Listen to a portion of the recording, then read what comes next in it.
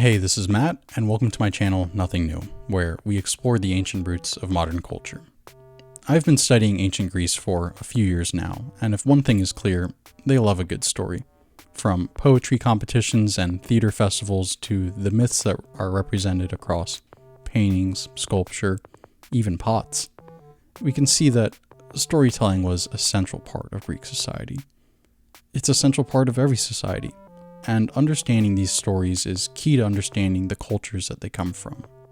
They reveal what the society valued, what it feared, what it believed in and prayed to, and what they thought a good and virtuous life consisted of. And when we take a step back and look at the historical context and the drama of politics, we see that too tells us a very human story. We see how societies grow, what keeps them together, what splits them apart, how they stop working altogether. Even seemingly abstract subjects like philosophy tell very human stories when you understand it as a history of ideas and see the timeless debates and conflicts between different personalities and worldviews. So if we want to understand the story of ancient Greece, then we're going to need to get to know the cast of characters. That's what today's video will be covering. I'm going to give you a brief biography of the most important Greek personalities that we will be covering in more depth later on in this series of videos. So if you're interested in these historical figures and want to learn more about them, you can look forward to the upcoming full-length videos we'll be posting covering them and their historical context. The obvious starting place is the legendary author of the Iliad and Odyssey, two absolutely central works in Greek literature, the epic poet Homer.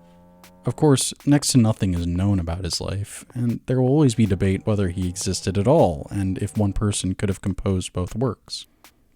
Either way, the cultural significance of these two epic poems is comparable only to the Bible.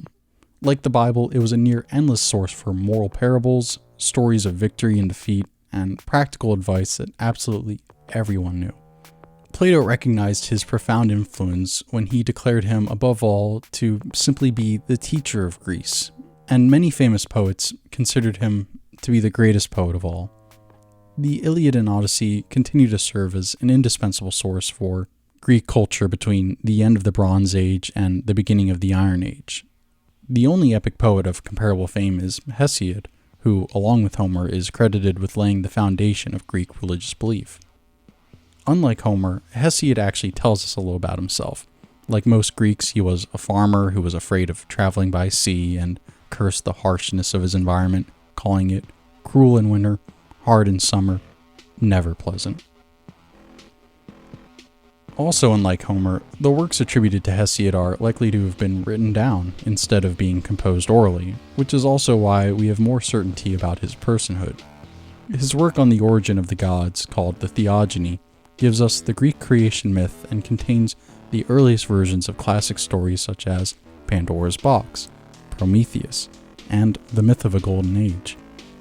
There are also many scholars who point out possible connections with and inspiration from the creation stories of the Near East.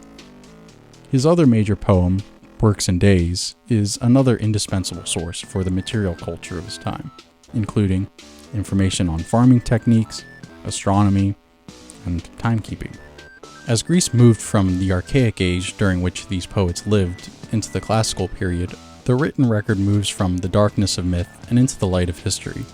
The 5th century writer Herodotus is credited with being the father of history itself, coining the term when he opened his famous work on the Persian Wars by declaring it to be an inquiry, or historia, into the causes of the war. Born in the Greek city of Halicarnassus, then under the rule of Persia, he found opportunity to travel thanks to the international nature of the port city he called home.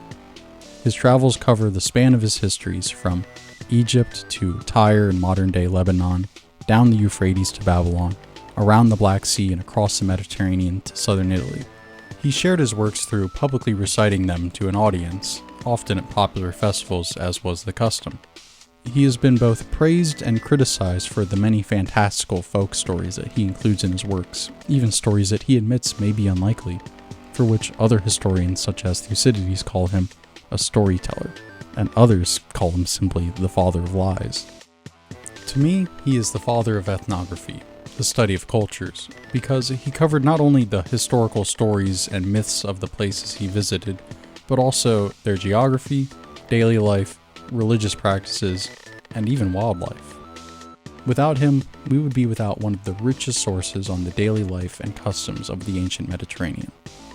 He also provides the earliest accounts we have for legendary figures such as the Lydian king Croesus, famous for being one of the richest men in antiquity and minting the first coins, and Solon, whose law reform earned him his place among the 7 sages of Greece.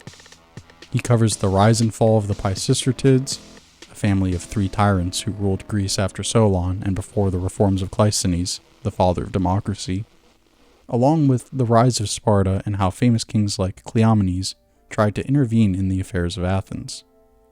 We'll hear about great leaders like the king Leonidas, famous for leading the 300 Spartans who died defending the pass at Thermopylae, and famous generals like Miltiades, Themistocles, and Aristides the Just, who led the tiny Greek city-states in their victory against Persia. The next major historian who we'll also see pop up often as a source in these videos is Thucydides, an Athenian general who would be inspired by Herodotus to write his own history on the main conflict of his lifetime, the Peloponnesian War. By being unjustly exiled early in the war, he was able to travel among the Spartan allies, giving him a unique and valuable perspective on events. His use of eyewitness accounts and reproduction of important speeches shows us the human side of the conflict, never resorting to divine explanations for events, unlike earlier writers. Without his work, we may not have had as clear a picture on the rise of Athenian naval supremacy under leaders like Cimon, and the development of probably its most famous piece of military technology, the trireme. We would not have the famous funeral oration of Pericles, a eulogy in praise of the brave soldiers, good laws, and liberal attitude of Athens. And we definitely wouldn't have the Mytilenean debate and Melian dialogue, classic examples of political realism that are still used as case studies in political and military science today. We also get incredible stories like the leadership struggle between Alcibiades and Nicias over the Sicilian expedition, and the complete catastrophe that it would result in. Xenophon is the last major historian in this period who we'll be covering, and he'll help us fill in some of the gaps after Thucydides. But by this period in Greek history, we are blessed with a wealth of literary sources. We'll cover all the famous playwrights from this period, including the tragedians Aeschylus, Euripides, and Sophocles, and the comic playwright Aristophanes. But all this history and culture will only serve as the background for the core subject of this video series, the philosophy of ancient Greece. By understanding thinkers like Socrates, Plato, and Aristotle, and the subsequent cultural history, we will begin to understand their profound moral, spiritual, and intellectual influence on Western culture. Socrates and his endless questioning is the classic embodiment of the Greek principle of knowing oneself, leaving him with a reputation as the first moral philosopher. Almost every school of Greek thought after him had to respond to the questions he posed, if they weren't already directly influenced by the few answers he did seem to give. His most famous student, of course, was Plato, who may have been a playwright or a poet had he not fallen into the hard-to-resist orbit of Socrates. Without Plato, we would have a very slim and not nearly as rich record of the conversations and debates of Socrates, for his work consists almost entirely of what's called Socratic dialogues. If Plato had any doctrine at all, he often put it in the mouth of Socrates, and there's been an enormous amount of scholarship poured over the issue of defining where Socrates' philosophy ends and Plato's philosophy begins. But from the time of his academy and the later Neoplatonists, there has been a core of esoteric teaching that seems to be uniquely Plato's, which has gone on to inform and influence much of Western spirituality and mysticism. This intellectual flourishing in Athens would continue under Plato's student Aristotle, who gave philosophy its lexicon and clearly laid out the divisions between speculative, natural, and practical philosophy for the first time. These early categories of philosophical study would grow into the basis for modern disciplines like the study of logic, politics, ethics, physics, and the natural sciences at large. But we won't be able to truly understand them unless we understand the thinkers that came before them, and how they were influenced by or disagreed with them.